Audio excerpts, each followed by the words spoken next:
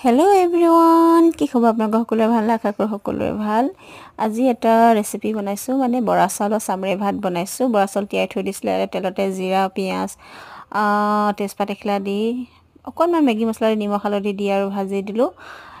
বা এনেকৈ আপোনালোকে বনাই খাই পাইছেনে বাৰু বৰা চাউলৰ আজি মই বৰা চাউল দি বনালো সঁচাকৈ ইমানেই সোৱাদ লাগিলে খাবলৈ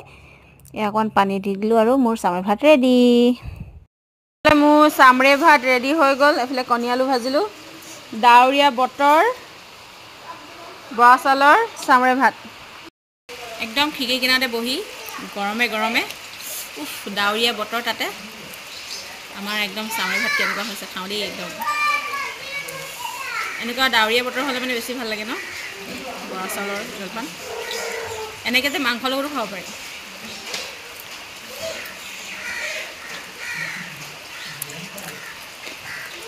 itu main lihat dong মজা হৈছে দেই